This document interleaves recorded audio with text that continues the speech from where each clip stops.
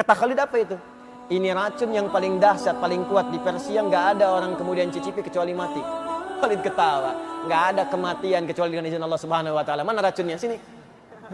Bismillahilladzi bismillah yadhurru syai'a. Dengan nama Allah yang kalau disebutkan racun pun apapun nggak akan berpengaruh. Minum sampai habis. Habis. Nggak ada apa-apanya, dibuang Khalid. A'udzu billahi minasy syaithanir rajim. Khalid bin Walid pernah dengar? Masuk Islam, belajar bimbingan Quran. Nabi punya sahabat 12.000, 38-nya panglima. Kualitas satunya bisa menaklukkan Persia dan Romawi. Baca tentang sirah Khalid, racun gak tembus. Saya diskusi dengan teman-teman TNI beberapa waktu lalu. Keluarkan, ada bimbingannya. Itu Khalid saat masuk Persia, si ratu Persia sedang megang racun yang paling kuat. Kata Khalid, apa itu? Ini racun yang paling dahsyat, paling kuat di Persia, nggak ada orang kemudian cicipi kecuali mati. Khalid ketawa, nggak ada kematian kecuali dengan izin Allah Subhanahu wa taala. Mana racunnya? Sini. Bismillahilladzi bismillah yadhurru syai'a. Dengan nama Allah yang kalau disebutkan racun pun apapun nggak akan berpengaruh. Minum sampai habis. Habis. Nggak ada apa-apanya, dibuang Khalid. Apa komentar ratu itu? Kata orang ini, kalau semua pasukan jenderal-jenderal muslim seperti ini, maka sudah tidak akan ada yang bisa menandingi sedunia ini. Sekarang siapa yang bisa minum begitu? Mana racunnya? Cari orang pintar, banyak. Makanya saya sering katakan khazanah ilmu sekarang itu kan warisan dari masa Islam. Ya. Dan kita tidak boleh menyalahkan orang sekarang kalau dia pintar, karena dia belajar. Dia ambil saripatinya, dia praktekkan. Kita tidak mengembalikan ke situ. Silahkan cek penemuan-penemuan sekarang. Itu kalau Anda telusuri, kembali lagi ke masa keemasan itu. Pesawat-kah, atom-kah, aljabar-kah, geometri-kah, kembali ke situ. Bahkan sabun yang kita pakai tiap hari, itu penemunya itu dari orang Islam. Bukan orang Islam biasa. Ya, yang terfokus pada pengetahuan, terinspirasi oleh Al-Quran. Saya bisa katakan pada Anda ini sipulan. Ibnu Sina, Al-Kindi, Al-Farabi, Al-Ghazali, Al-Khawarizmi, Al-Battani. Itu semua siapa? Pak, Ibu, tidak banyak orang tahu, silahkan baca sejarahnya. Mereka yang dari kecil usia 7 tahun sudah diminta orang tuanya mengerjakan 2 hal amanat Nabi. 1, sholat. Yang kedua, menghafal Quran. Hafal Quran. Ini ternyata, kalau kita maksimalkan betul petunjuk ini dalam hidup, dari Al-Fatihah sampai dengan An-Nas, ada petunjuk yang membuat kita bisa tenang dan senang. Boleh jadi, maaf, kenikmatan hidup ini belum kita rasakan sempurna karena petunjuknya belum kita hadirkan dan belum kita praktekkan dalam kehidupan. Sekarang, semua itu ada di sini. Tapi kan gak bisa Pak kemana-mana bawa ini. Ibu mau belanja, petunjuk menawar dalam Al-Quran. Lama. Bapak mau rapat, petunjuk berkah dalam rapat, cari. Kelamaan. Ya. Bagaimana cara yang paling mudah? Lihat seperti Nabi pernah mengajarkan. Lihat seperti Nabi pernah mendidik sahabat-sahabatnya, sehingga mereka menjadi mulia seperti di kemudian hari, dan jadi khairu ummah.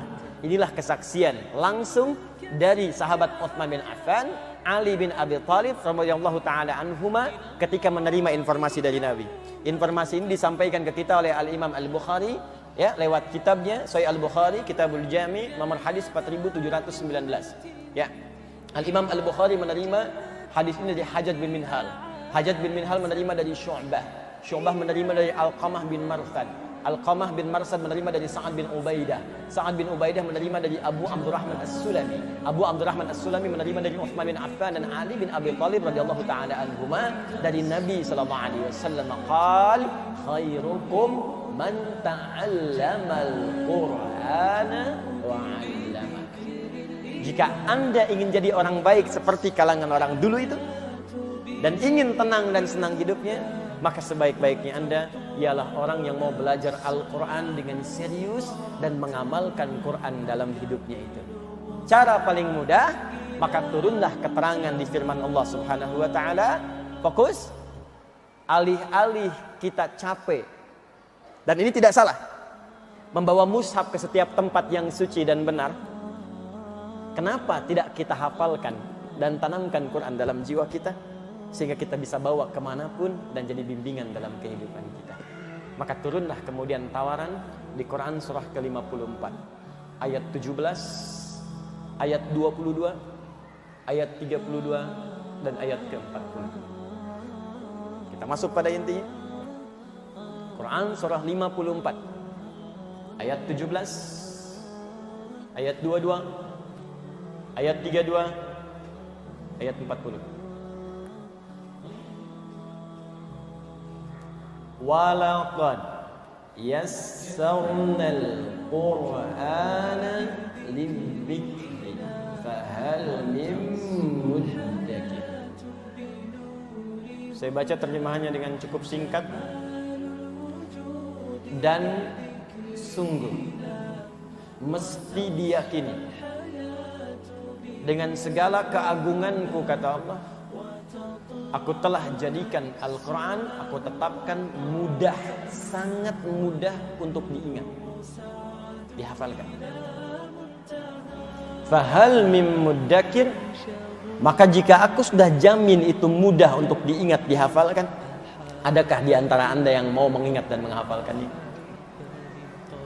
Ini tawaran dari Al-Quran. Kata Allah, alih-alih engkau capek, aku mudahkan. Saking mudahnya, aku jamin semua kalangan tanpa batas bisa menghafalkannya. Dan itu sudah terbukti sekarang. Pernah lihat anak kecil hafal Quran? Sekarang bukan cuma anak kecil. Saking mudahnya Allah tunjukkan, yang lumpuh otak hafal, yang kata manusia tak bisa melihat hafal. Saya lebih senang menggunakan kosakata yang Allah berikan kenikmatan kepadanya sehingga tak mampu melihat maksiat dalam hidup. Ya, hafal. Yang sepuh hafal. 80 tahun hafal Quran ada. 90 tahun hafal Quran ada. Ya, tanpa batas Bu, Pak. Dia Anda jangan pernah mengatakan begini, susah, faktor U. Bukan usia, usaha. Karena itu Allah jadikan Quran turun itu kurang lebih selama 22 tahun. Kan Nabi usia 40 tahun kan pertama kali menerima. Tambah 20 berapa? 62. Jangan lihat nabinya, di situ ada Abu Bakar, ada Umar, ada Abdullah bin Abi Umi Maktum yang lebih sepuh dari Nabi. Artinya mereka menghafal Quran itu dalam kondisi sudah sepuh, Pak, Bu. Itu kan orang Arab, Ustadz, hafalin KUHP. Yang bahasa Indonesia. Apa setiap orang Indonesia hafal KUHP? Hafal undang-undang dasar bahkan? Hafal pasal-pasal? Belum tentu. Si orang Arab pun, gak semua orang Arab bisa hafal Quran, Pak. Gak semua. Dia yang mau sungguh-sungguh bisa hafal. Beo Bekasi bawa ke Mekah, ajarin Al-Fatihah, hafal. Unta Arab diajarin, gak akan bisa. Ya bukan karena gak bisa bicara atau yang lain, ini filsafat bahasa saja. Karena tak mau usaha, gak mungkin. Jadi semua diberi kemudahan. Ini tidak berlaku hukum Arab atau non-Arab. Tidak berlaku. Pernah dengar kisah Abu Jahal hafal Quran? Tidak. Abu Lahab turun surah Al-Lahab. Tapi belum tentu Abu Lahab yang hafal Quran. Belum tentu. Jadi kalau anda tidak menginginkannya, kalau anda bahkan bertentangan dengannya, mustahil anda bisa menghafalkannya. Tapi poinnya, aku jadikan mudah, kata Allah, Quran bisa dihafal dari sejak zaman Nabi sampai tanpa batas. Yang tak melihat ada Abdullah bin Abi Umi Maktum. Yang anak kecil ada Ibnu Abbas, ada Ibnu Omar. Yang anak remaja sampai dewasa pemuda ada Ali bin Abi Thalib. Yang kalangan ke atas dikit ada Utsman bin Affan. Anda pedagang, Anda pengusaha, Anda orang kantoran, Utsman sama. Anda birokrat, Amr bin As sama. Anda punya kedudukan, Muawiyah juga punya. Tapi mereka semua ahli Quran. Bahkan penulis wahyu. Maka saya tanya pada anda, sesibuk apa anda? Punya kedudukan sebesar apa? Anda telah menaklukkan apa? Muawiyah itu presiden dulu, hafal Quran, penulis wahyu. Anda telah mimpin apa? Kesibukan apa yang menghambat anda untuk jadi ahli Quran? Saya usaha, Ustadz, sekaya apa anda? Abdurrahman bin Auf kapaknya terbuat dari emas. Anda siapa? Mas Afsep, Mas Joni, Mas Cepi? Jadi saya mau katakan bahwa Quran itu tanpa batas, Pak. Semudah-mudahnya. Mau pengusaha, maaf.